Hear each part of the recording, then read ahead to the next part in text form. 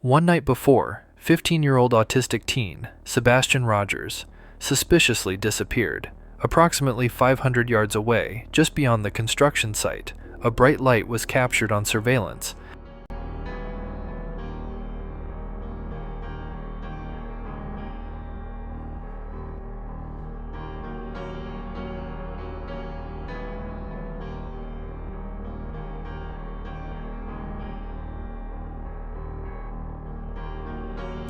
This light was coming from a small historic cemetery just beyond the construction site. But this discovery was only the beginning. I would find so much more suspicious activity going at this cemetery, including multiple vehicles seen driving around the same night. But this didn't only happen the night before Rogers went missing. This same suspicious activity was spotted again the next night, the same night Sebastian Rogers disappeared.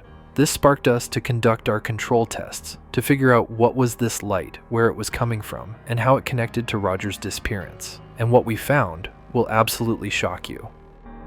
Come down to where I'm sitting right here. So watch this.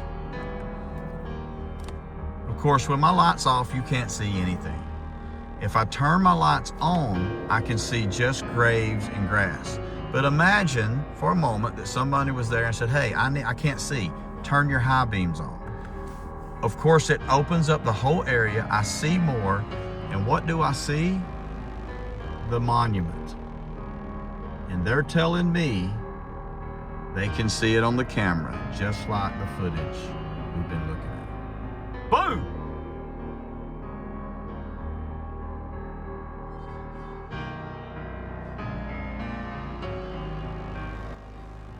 Sebastian Rogers was last physically seen on camera leaving the Texas Roadhouse with his mother Katie Proudfoot on Feb 25th. Whether he actually made it home that night is highly debated, but what I have recently discovered on surveillance from a nearby camera in Rogers' neighborhood could hold the answers to what may have happened to Sebastian Rogers. Sebastian Rogers' home is located here. The surveillance camera that captured the suspicious activity is located approximately here, with two cameras pointed towards the east, overlooking the construction site and further. The suspicious activity seen on these cameras took place here at this cemetery and also school.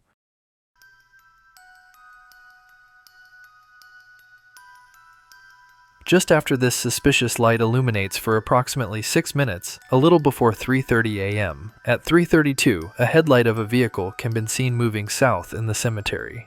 This would not be the only vehicle seen that night. Another vehicle is seen at 3:45, and just 4 minutes later, another headlight is seen at 3:49. Although there is two cameras that overlook the entrance to the church and cemetery, as of now, there is no sign of these vehicles seen, entering or exiting, the only main entrance to the south.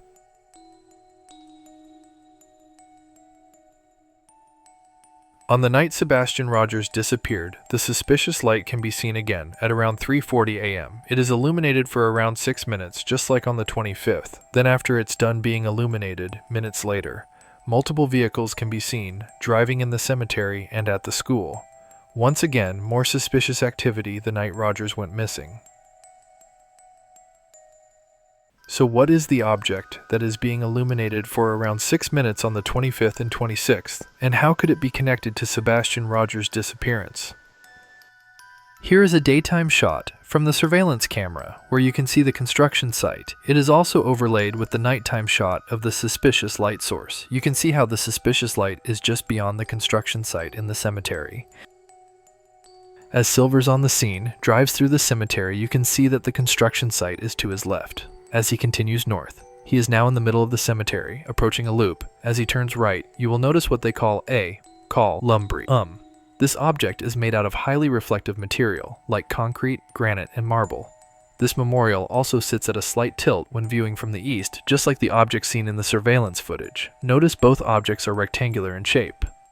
As you can see here, this memorial has no artificial lighting, not in the front or the back, so whatever caused this to be illuminated at 3 a.m. on the 25th and 26th had to have come from another light source, but what? The obvious answer would be headlights from a vehicle, but what we discovered about this answer would prove to be quite disturbing and shocking. Seen here is another daytime shot, overlaid with nighttime, where you can see the memorial to the right, and in the yellow box is where we see headlights from a vehicle. But what's interesting is the fact that the vehicle seen at 3:45 a.m. has its headlights facing west on a part of the road that goes north and south. Also, this vehicle appears to be in the middle of the loop on the west end of the cemetery in this location. Shown here is the exact location the headlights were seen. Notice how the road isn't very wide. I also figured out that the headlights captured at 3:45 and 3:49 a.m. are at two different heights seen here. Notice when putting a static line in same spot, one light is higher up than the other one, meaning there were at least two different vehicles driving around the cemetery on the night before Sebastian Rogers disappeared on the 25th. So what were they doing, and how did the memorial site light up?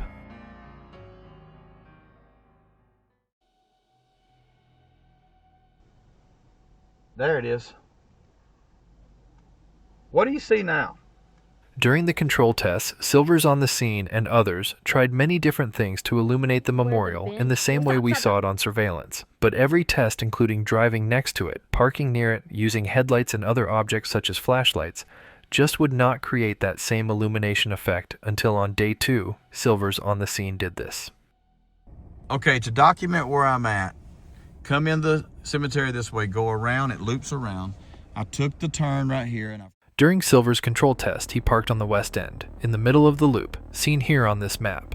He had turned his car towards the memorial. When doing this, he figured he would try and turn on his high beams as nothing so far had worked up to this point. Upon doing this, he illuminated the memorial just as it was seen in the surveillance. Here was his reaction.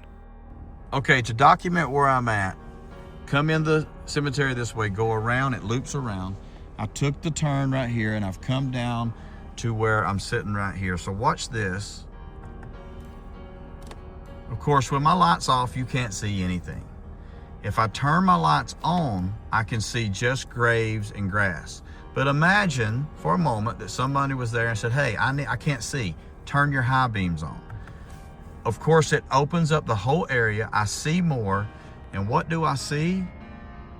The monument. And they're telling me they can see it on the camera, just like the footage we've been looking at. Boom! This spot Silvers is sitting at is the same spot where the two vehicles seen on the 25th were exactly positioned. And what's even more crazy is the fact that one of the vehicles at 3:45 a.m. appeared to have come out of the gravesite in that same spot Silvers was parked, as if they had been backed in, then pulled out and turned south.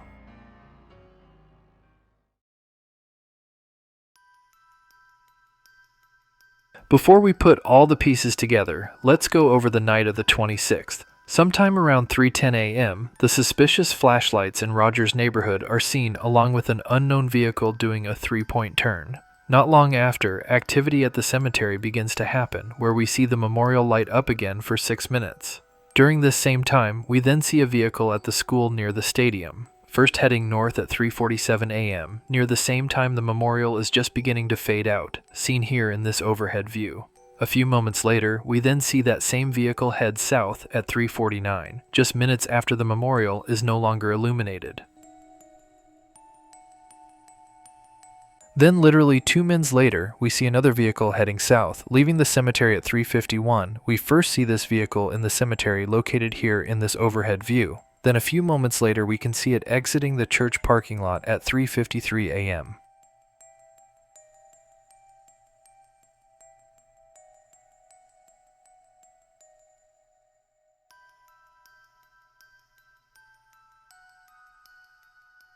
This vehicle was seen on 2 different cameras exiting the church and cemetery. Keep in mind, this is the only time we have seen a vehicle enter or exit the church and cemetery around this time frame on 25th and 26th.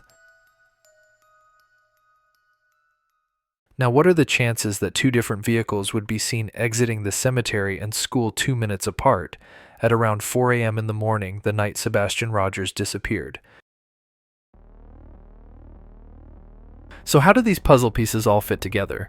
First, we have to look at where the suspicious vehicles were seen on the 25th. Just after the memorial is lit up for 6 minutes, we see a vehicle leave heading south at 3:32 a.m. It's possible this vehicle was the one to use its high beams to illuminate the gravesite as it was positioned east in the middle of the loop here, and in the process accidentally illuminate the memorial, perhaps using its lights to illuminate an area to prepare a hole or a grave. Then this vehicle leaves.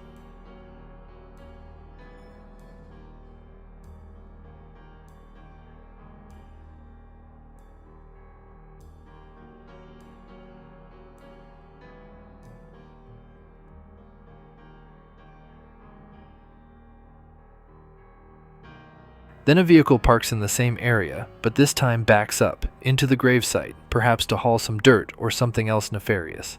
Then when pulling forward to turn south, we see two headlights. Unlike the other lights we see, it's clear there is two balls of light, meaning this vehicle is likely facing west, in an area it shouldn't be unless it was backed in. This vehicle then goes south around the loop.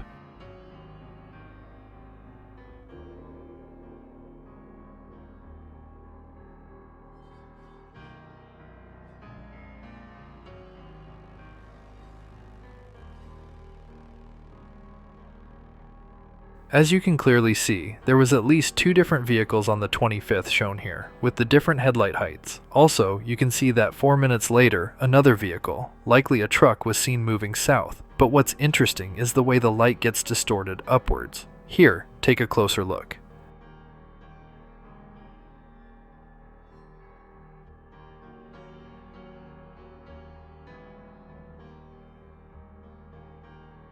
Notice how the headlight ramps up behind the tree, as if it was getting elevated. We believe it's possible that when exiting west out of the gravesite, it hit this bank next to the private drive seen here in this photo. Whatever caused this light to distort like this was caused by something extreme.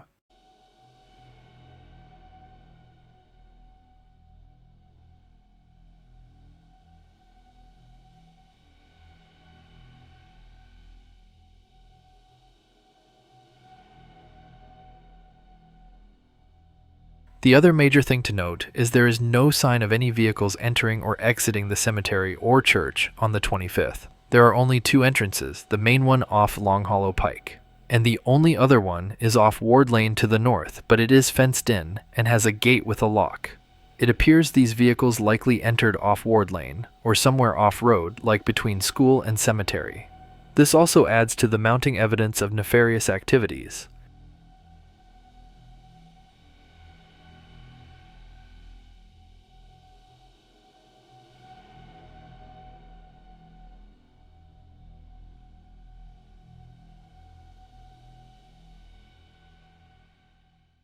On the early morning of the 26th, when Sebastian Rogers allegedly went missing, you have the mysterious 3 a.m. lights going on next to his home. Then 20 minutes later, activity at the cemetery begins to happen.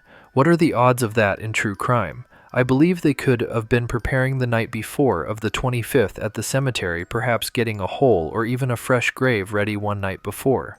Then on the early morning of the 26th, the parties responsible for Rogers' disappearance move him to the cemetery, with things all ready from night before. This would make sense as to why the timeline and order of events lines up with what we've seen in this overhead view.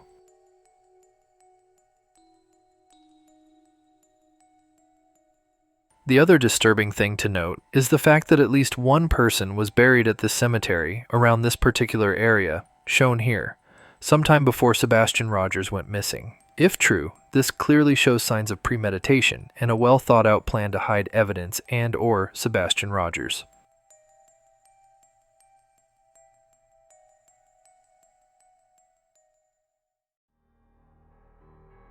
I was able to figure out which vehicle was at the cemetery and which vehicle was at the school. I did this by noticing that one vehicle blocks a street light near the cemetery shown here, meaning it's closer at the cemetery.